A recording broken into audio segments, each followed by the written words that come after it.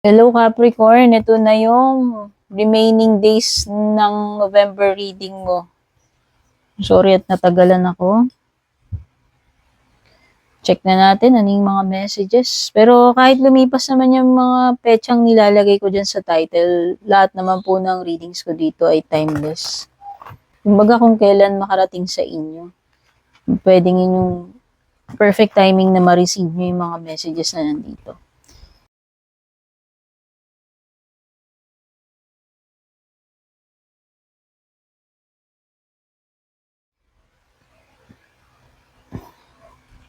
General reading po ito ha. Kunin lang ano yung mga tumutugma para sa inyo. Kung hindi po kayo nakaka-relate, maaaring hindi po para sa inyo yung reading. Ang unang-unang card mo, self-sabotage kagad, Capricorn. You may be creating pain for yourself by standing in your own way. So, ikaw yung gumagawa ng sarili mong prison dahil dito sa yung mga, ano ba tong mga self-sabotage na ginagawa mo?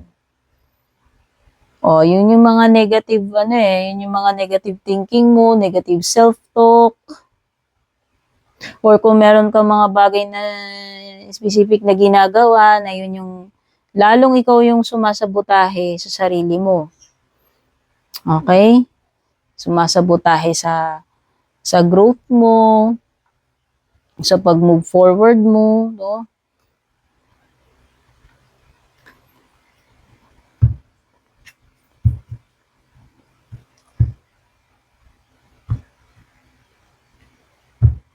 Check natin yung iba pang cards.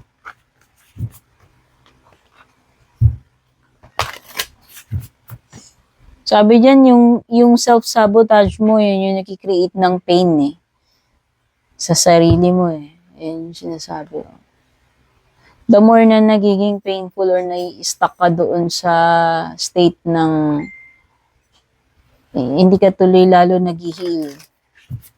Or lalo ka nagsasuffer dahil nga din sa self-sabotage na yan. Wait lang guys Sorry for the pause kasi meron ako importanteng message.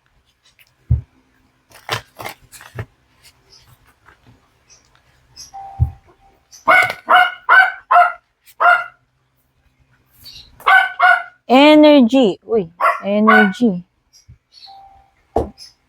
Ito. Check muna natin ibang cards para ma-relate natin yung mga messages.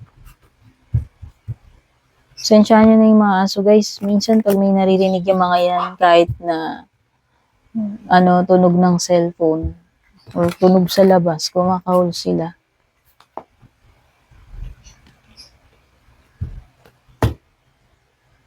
Tayo naman.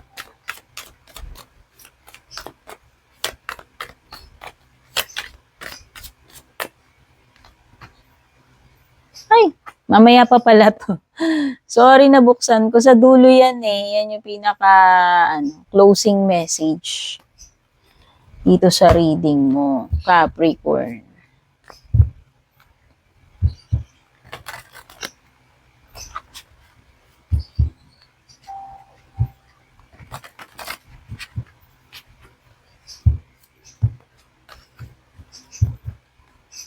Ganda na ito.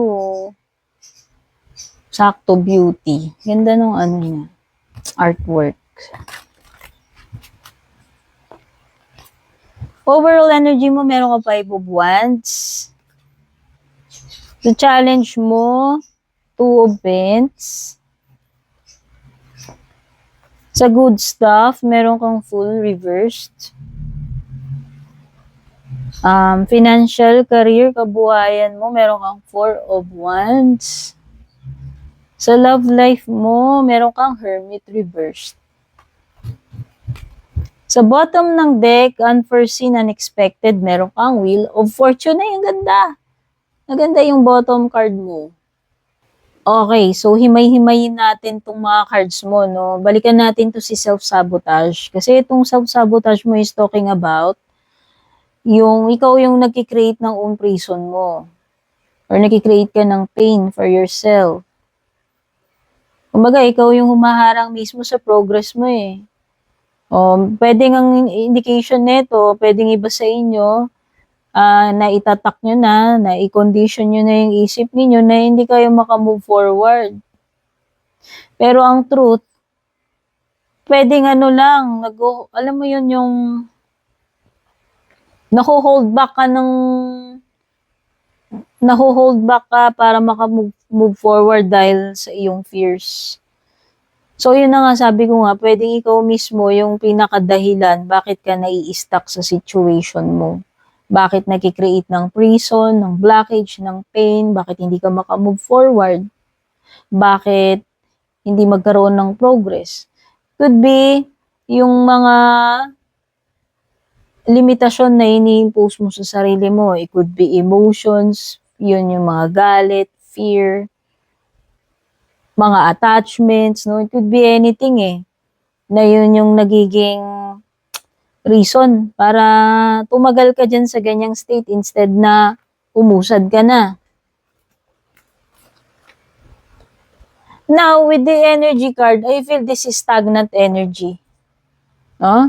Bakit ko sinasabi? Na-associate ko kasi siya rito eh. Stagnant energy to. Oo nga, may card ka nga ng energy pero stagnant. Kasi nga, natatrap ka dito sa prison na ginagawa mo, sa self-sabotage na ginagawa mo sa sarili mo eh. Natatrap tuloy yung energy.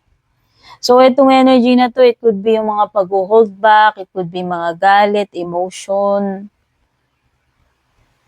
So, kailangan maibalik mo yung flow. Matanggal mo yung blockage. Paano mo tatanggalin? Tatanggalin mo yung mga negative na yun.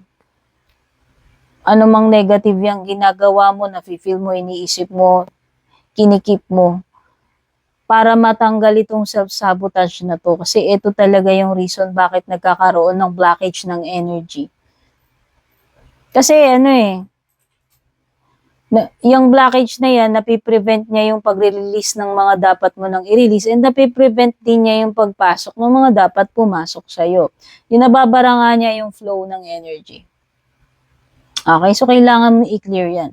Kailangan mo i-detox, kailangan mo itigil yung mga dapat mo itigil na pag-self-sabotage mo na yan.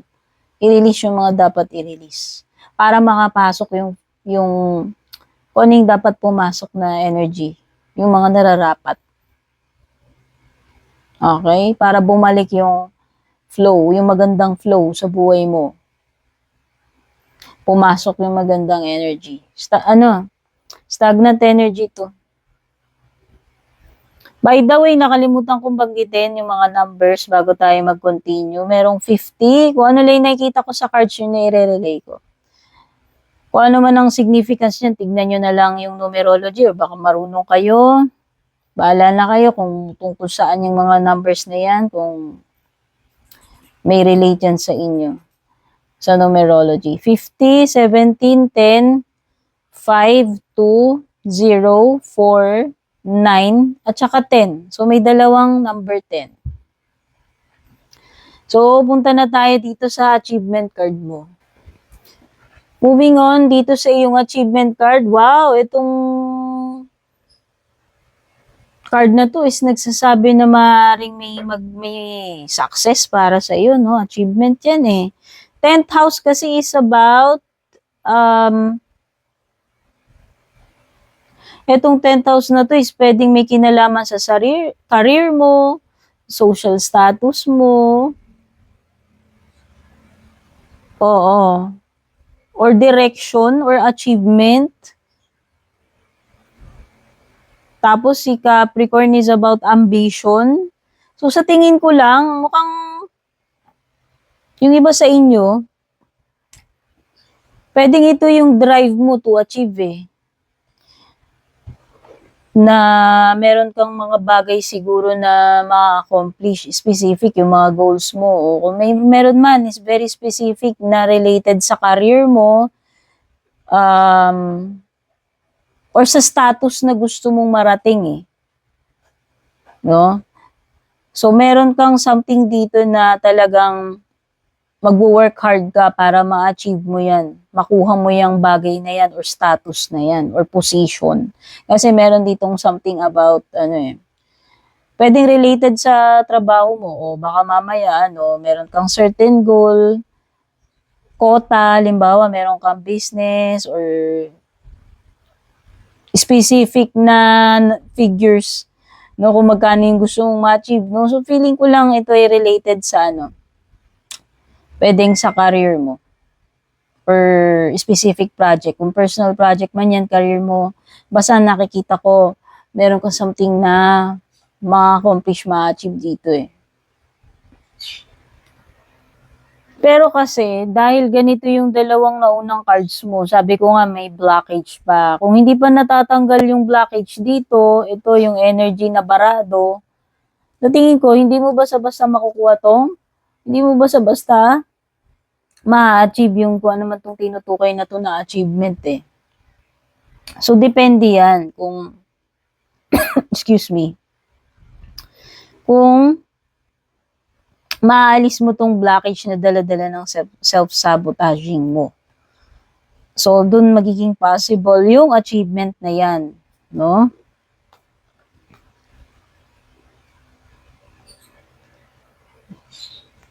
Next naman, ito yung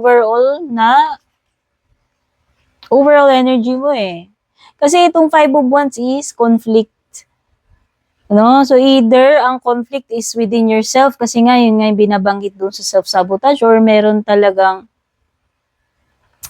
conflicting na mga factors sa paligid mo. Pwede rin naman ibang tao to. Pwedeng mga tao na kontrabida or kakumpetensya mo. So, maaaring magkaroon ng drama, ng conflict, arguments, mga karibal. Kasi ito pwedeng may indication ng may commotion May drama, may disharmony. Pero maliwanag ito pwedeng Pero pwede rin naman tong sa sarili mo kasi nga lumilitaw kasi yung self-sabotage. So, depende. Kunin nyo na lang kung ano yung tumutugma sa inyo. Okay? So, nakikita ko,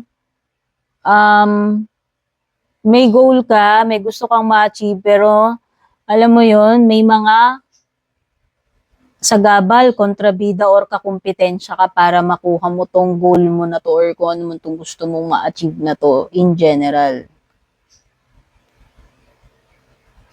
Okay, pagdating naman dito sa challenge card mo, you have the 2 Pentacles. Para sa akin, ito yung indication na maaaring nahihirapan kang balansehin. Hindi ko alam kung ano tong tinutukoy ni 2 of Pentacles sa situation mo. Kasi ito pwedeng nahihirapan kang makapag-adjust, nahihirapan kang mag-multitask, nahihirapan kang magbalanse, whether nahihirapan kang magbalanse ng work versus family, depende kung ano yung nagtutugma sa'yo. Okay? Kung sa relationships to, pwedeng nagkakaproblema or challenge sa'yo paano ma-keep yung relationship ninyo. Base to sa mga responsibilities and commitments kasi. Para kasing may mga bagay dito na nahihirapan kang pagsabayin. Sabi ko nga, nahihirapan kang i-organize Or hindi mo alam siguro kung paano mo babalansihin yung mga priorities versus dun sa mga hindi priorities. So, sa relationship man yan or in general. It could be rin kasi na gusto mong, natamaan yung camera. It could be rin kasi na bakit ka nahihirapan? Kasi pinipilit mong may multitask pagsabayin tong bagay na to. Pareho mo kasing gustong i-keep ko ano man ito Kaya lang yun na nga, pagka meron tayong mga bagay na pinipilit nating kayanin, minsan, na-overcommit natin yung sarili natin. And hindi naman natin na-deliver. So, minsan meron tayong mga bagay na napapabayaan. And yun yung nagiging epekto na nawawala yung balance. Dito. Okay, kung ano naman yun, tinutukoy dun. I think itong full mo dito, lumilitaw siya sa good stuff, full reverse. Feeling ko lang, itong parang meron something na parang new journey or new chapter, new adventure for you, new experience. So sabihin na natin na yung good stuff, oo, walang kasiguraduhan pagdating dito sa bagay na to, situation or connection. Pero alam mo yun, parang magri-risk ka pa rin eh. Yun yung nafe-feel ko eh. And somewhat parang magiging ano ba tawag dito? Magiging entertaining itong journeying mo. Walang kasiguraduhan pero parang i-enjoy mo yung pinaka-experience itself. Di mo na iniisip na okay, wala naman assurance dito. Pero alam mo yun, feeling ko lang ma-enjoy mo yung paano ko ba explain? Ma-enjoy mo yung experience na yun na parang kahit na alam mong walang kasiguraduhan doon, parang mafe-feel mo na pwedeng inspiring, challenging, para mas lalo kang nai-intrigue. So, yun yung feel ko eh. Parang surprise. Pero more on positive kasi yung nafe-feel ko dito sa full card mo na yung siguro ikaw yung person na malakas yung loob mo or optimistic ka. No? Baka ikaw may pagkamatapang ka. Yun yung nafe-feel ko. So, siguro parang yun na yung pinaka-advantage mo dito eh. Hindi ka always positive siguro na tao, pero pwedeng ikaw yung tao na pag magti-take ka ng risk, matapang ka. Alam mo yun? So, ayan. Siguro, nafe-feel ko, kahit na wala kang alam dito, kahit bago para sa'yo tong bagay na to, itong experience na to is malakas yung loob mo. Kumbaga yun yung nasisense ko rito sa good stuff mo is yun yung advantage mo pagdating dito sa situation na to. Okay? And possible na meron something like exciting or a new adventure para sa'yo. Although walang guarantee kung ano yung naghihintay sa iyo on the other end. No? Pag pinasok mo to. Pero alam mo yun, yung malakas yung loob mo and may-enjoy mo yung pinaka-experience, yung journeying mo dyan. Financial kabuhayan mo, yun lang. Pagdating dito, hindi stable. Capricorn. No? Hindi stable to. Baliktad yung 4 of Wands mo. So, kung pera to, baka puro palabas. O baka mamaya, ito yung indication na hindi ganun ka-stable yung job, yung source ng income, yung negosyo, or baka mamaya magalaw yung savings, no? Meron kasi yung something na nafe-feel na baka magalaw yung savings. Okay? So, kung ako sa'yo, ito yung period na kailangan maging wise sa bawat step, decision na gagawin mo or bawat paglabas ng pera. Kasi hindi, kumbaga, kailangan mo munang ma-secure eh. Mag-sure ka na stable yun. Pero hanggat hindi ka pa ganun ka-sure, halimbawa, wag ka muna magre-resign. Diba? O kasi baka mamaya related sa trabaho mo to. O baka iniisip mo, lilipat ako, apply ako, ganyan-ganyan, o mag-a-abroad ako. So, para sa akin, kung halimbawa, hindi ka naman sure para dun sa budget, so dapat aralin mo muna, computein mo muna bago ka gagawa ng decision action. Especially related sa pera. Okay, lalo na kung big career move yan, 'di ba? Or investment, yung mga ganun. Ngayon, kumbaga, etong period na to, hindi mo to yung tamang time para gumawa ka ng anything risky na related sa pera, sa career mo, or sa negosyo investment. Sa love life mo naman, Hermit reversed. Naku, parang komplikado tong person na to. Pwedeng you're dealing with an earth sign, specific Virgo. Baka may Virgo placement itong person mo. Alam mo, itong person na to, pwedeng in denial siya or i-refuse niya. I-refuse niya yung truth. Instead na, tanggapin na lang niya yung katotohanan. Whether ikaw yung pinapatungkulan nito o yung person mo. Ito yung tao na in denial, pwedeng alam naman niya yung truth, alam naman niya yung mga red flags, pero in denial siya. Or pwedeng kahit na siya yung akusado, in denial Hindi ko alam kung sino yung akusado sa inyo. Pwede itong rejection din, by the way. Hindi ko alam kung sino yung nire-reject sa inyong dalawa. Or pwede itong, pagdidistansya. Pwedeng physical distance talaga, like wala na kayong contact, communication, di kayo together, may paglayo. Or pwede rin naman na kahit magkasama kayo sa isang bahay or together kayo, pero parang feeling detached naman sa isa't isa. Okay? Kasi ito pwedeng energy ng isolation, paglayo.